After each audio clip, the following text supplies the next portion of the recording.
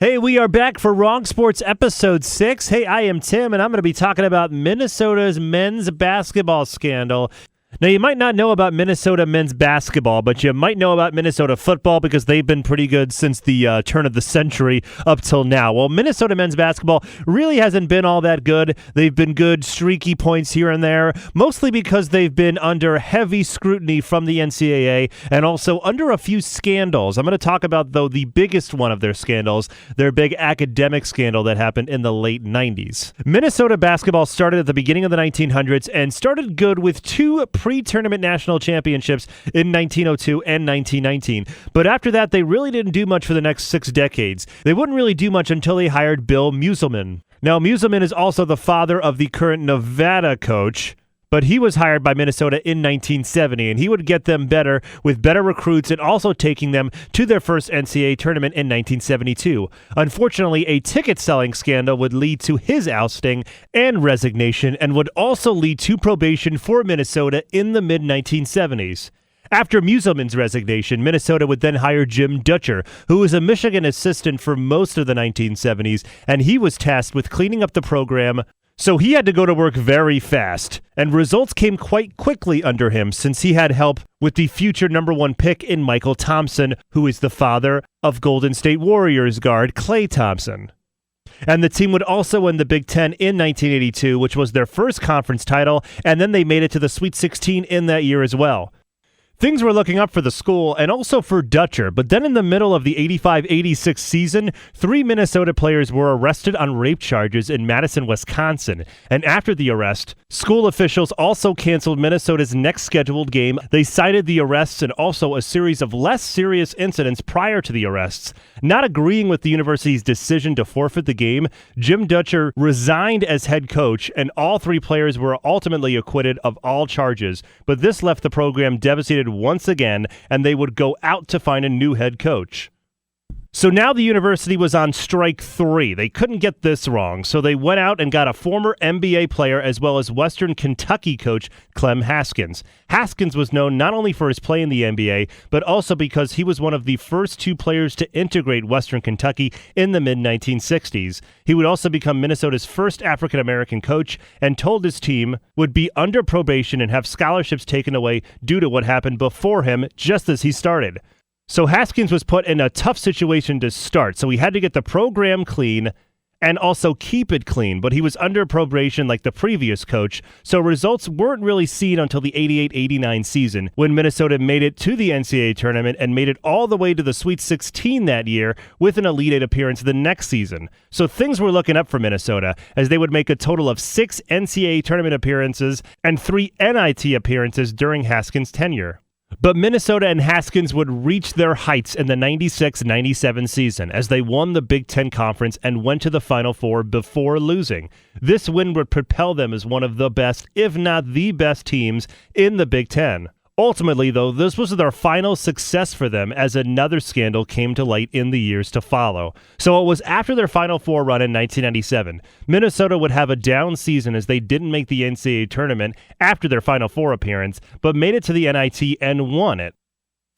The season after that, they made the 1999 NCAA tournament, but a day before they were ready to play in their first-round game, a story ran in the St. Paul Pioneer Press. It reported that Jan Gengelhoff, an office manager of the University Academic Counseling Unit, she alleged that she had completed hundreds of pieces of coursework for more than 20 Minnesota men's basketball players. Also in the article, it claimed that 2 athletes of the team back in 1996 agreed with Gengelhoff's story. To make matters worse, Gengelhoff, who no longer worked for the school, provided the newspaper with printed samples of coursework written by her and turned in by students. Other allegations that Gengelhoff confirmed was that she was allowed to continue assisting players despite being caught in 1996 doing a take-home exam with a player. Also, an assistant coach drove players to Gengelhoff's home for tutoring sessions, which is a possible violation under NCAA rules. And finally, Gengelhoff duplicated the same work for different student athletes to turn into different classes. So there was a huge scheme going on here,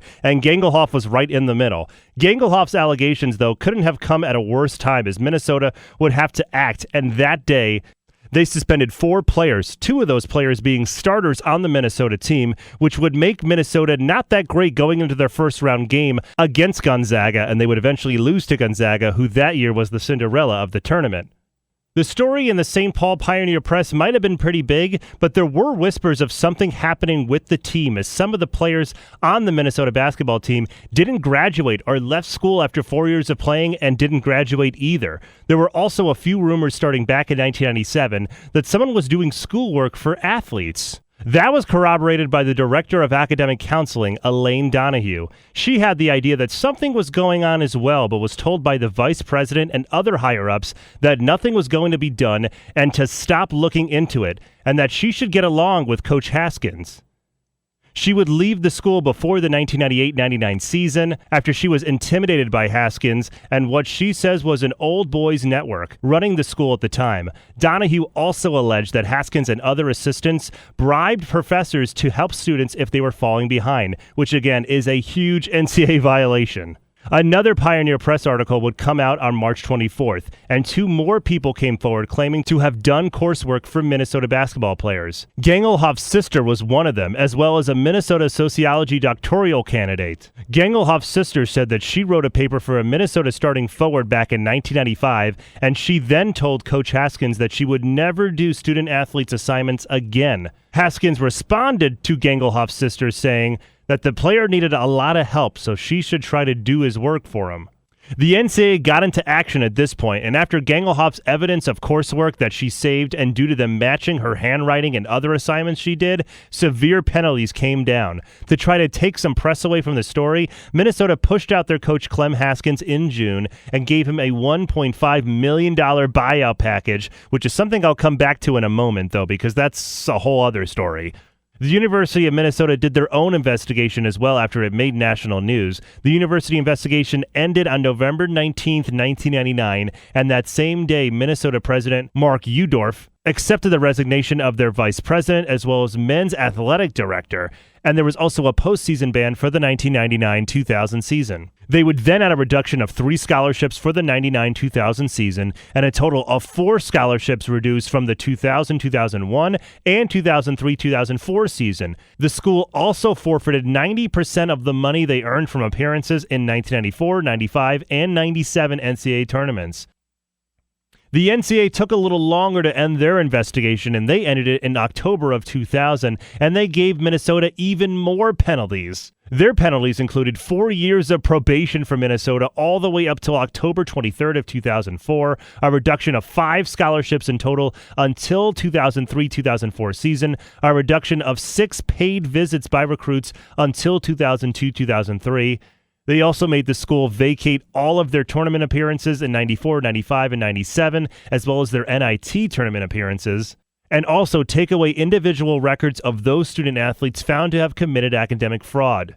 Finally, they gave show clause penalties to Haskins as well as an assistant of his, and basically a show clause penalty means if you're another school and you want to hire Haskins or his assistant, you'd have to jump through a whole bunch of hoops to hire them.